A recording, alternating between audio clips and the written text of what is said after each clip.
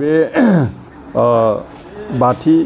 बिटिआरनि जि बिटिसि बिसायख'थि बे बिसायख'थिया जों जेरैबायदिहै मोनथिबाय थादों 2025 मायथाइनि सेप्तेम्बरनि जोबनायथिं थामहिनबा अक्ट'बरनि गिबिथिं बे बिसायख'थिया जागोन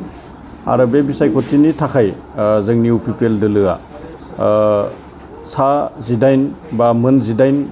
बियाबाव बिजाथि फोसावबाय आरो बेनि गेजेराव 25 नं बागानपारा बियाबनि थाखाय आंनि जि मुं बा बे बियाबनि थाखाय जि बिजाथि बे बिजाथिखौ फोसावबाय आरो बेवहाय आंनि मुंखौनो बेवहाय फोसावदों आरो बे हिसाबै आं गोजोननाय फोरमायदों आरो आङो साबायखर बावदों जोंनि इउपिपिएल दोलोनि मानगोनां आफादगिरि प्रमद बर' बिथां वार्किं प्रेसिडेन्ट रोनगोरा नार्जारी आरो जोंनि सिनियर दैदेनगिरि बिथां आसामनि मन्त्रि उरखावगोरा ब्रह्म लोगोसे इउपिपिएल दोलोनि मिरुनि आरो गासै दैदेनगिरि बिथांमोनखौ आं साबायखर बावदों आंनि जि बिजाथि बे बिजाथिखौ फोसावनायनि थाखाय आं बिथांमोनखौ साबायखर बावदों। बे बाराव नोंथाङा देरहानाया रोखा बे बाराव जेरैबायदि जोंनि मावथिफोरा बुथनिफ्राय लानानै जेरैबायदि जोंनि मावथिफोरा खामानिखौ मावबाय थादों बे हिसाबै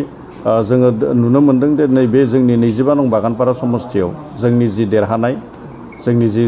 बे देरहानाया जोबोद गोरलै जानानै दोङो आरो जोङो गोबांथार भट लानानै देरहानायनि जि मोनसे सानखान्थि बे सानखान्थिखौ जोङो खालामबाय दं आरो जोङो बेखौ जोबोद गोरलैयैनो गोबांथार भट लानानै जोङो देरहालांगोन। आगुनि भट मोननायनि बिबां बे बारनि भट मोनगोननि बिबां फारागथि जागोन नामा? बेवहाय गोबांथार फारागथि जागोन। जोङो 2020 मायथाइयाव जोङो 21,200 जोङो भट मोनदोंमोन नाथाय दिनैनि समाव जोङो प्राय 40,000 भट मोनगोन जोङो आरो बेखिनि भटखौ लानानै जोङो देरहानायनि जि मोनसे खामानि बे खामानिखौ जोङो मावगासिनो दं। नोंथाङा फोरमायथिनो हागोन नामा बे बारनि बिटिसि बिसायख'थियाव इउपिपिएल दोला मोनबेसे मासियाव देरहानानै सरखारदों? जोङो दिनैनि जि मोनसे सम